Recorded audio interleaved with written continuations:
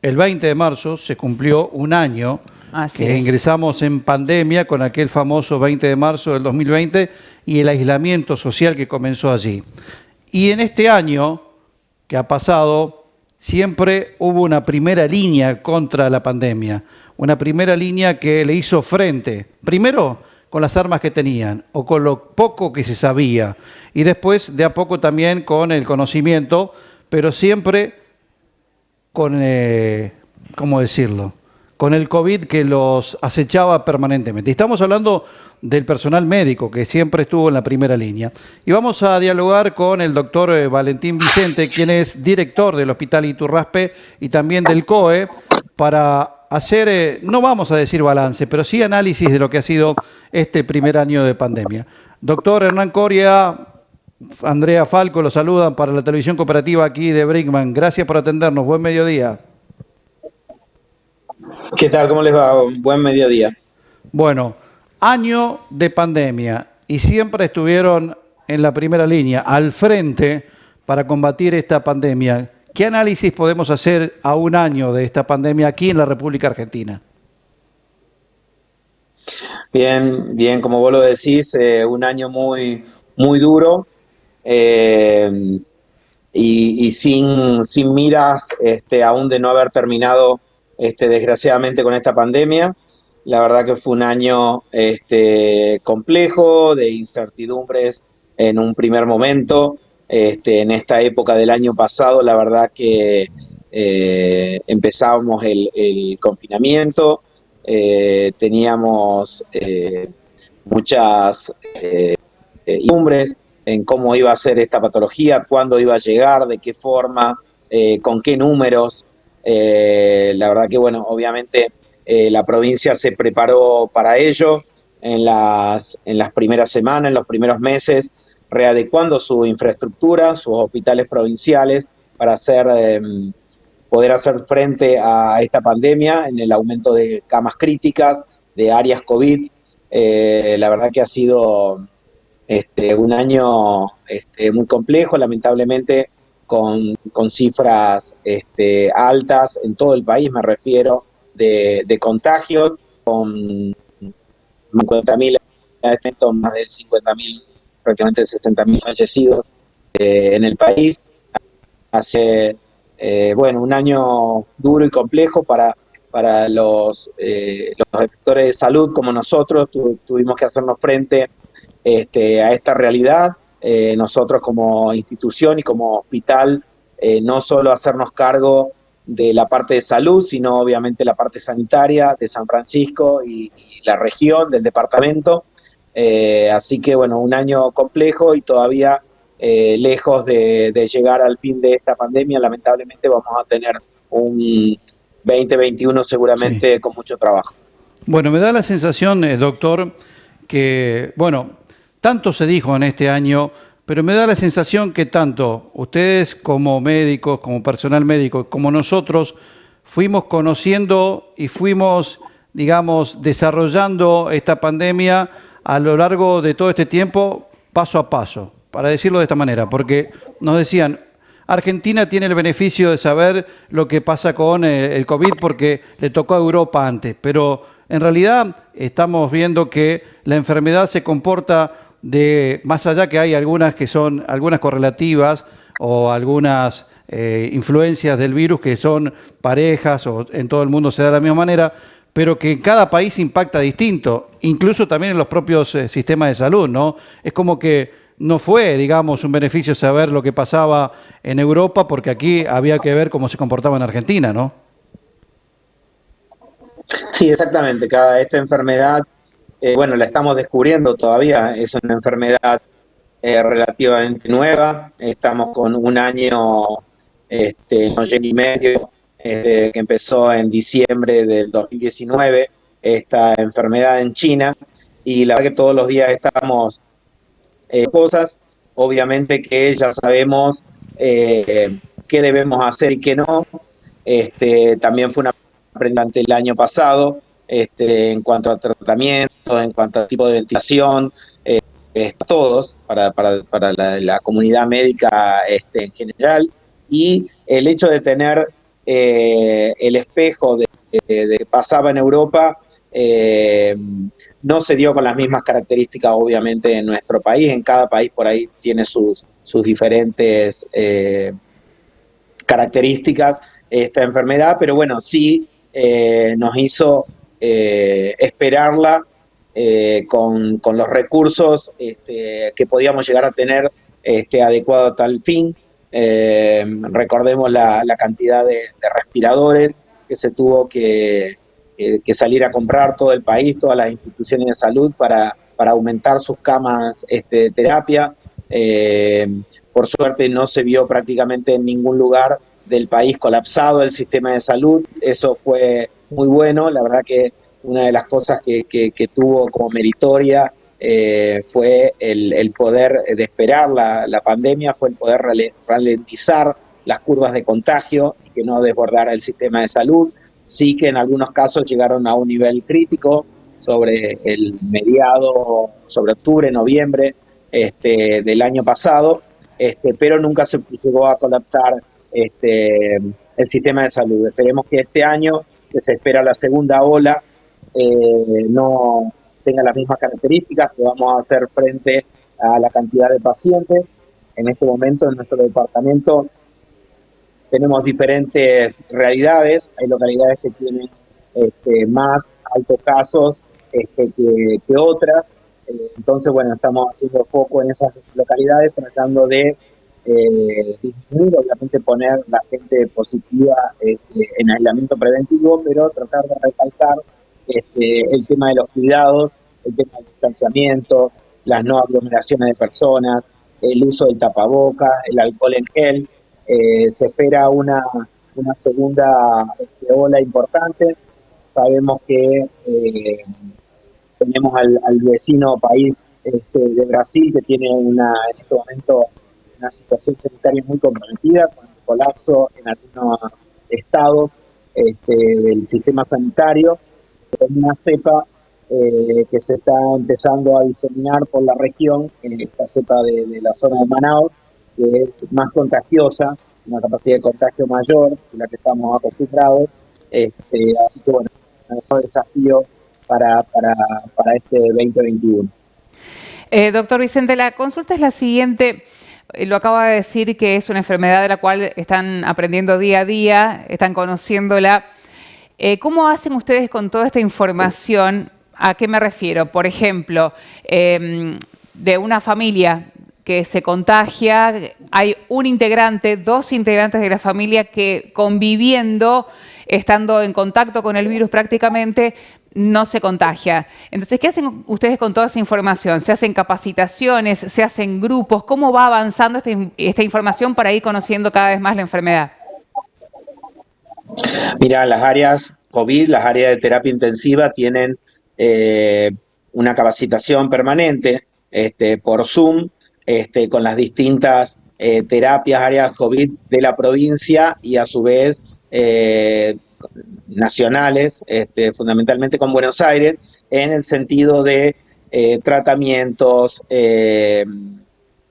cepas nuevas, lo que haya información, obviamente, lo que pueda venir desde Europa o desde Brasil o donde fuera, con los resultados. La verdad que eso es permanente. Hoy si tiene algo de bueno, el tema de la informática, las redes, etcétera, es la capacidad de comunicación que se puede tener en forma virtual con cualquier centro, sea del país o del exterior. La verdad que estamos en constante comunicación para tratar de actualizarnos, y como vos decís, la verdad que esta enfermedad tiene muchas características que todavía se están estudiando, pero como a personas en un mismo grupo familiar las afecta, y con casos graves en un mismo grupo familiar. Por ejemplo, el fin de semana había salido en las noticias de una familia en Brasil, tanto un hijo adolescente como la mamá, como la abuela habían fallecido por COVID en el lapso de un mes y medio. Hay otras personas y otros grupos familiares que los cursan o no se contagian o directamente los cursan en forma asintomática. Afortunadamente, la mayoría de las personas. Recordemos que aún es una patología que en el 80% de los casos la clínica es leve, pero por estos altos índices de contagio que tiene la enfermedad, porcentaje bajo de casos graves, multiplicado por la cantidad de contagio, obviamente que es una cifra importante.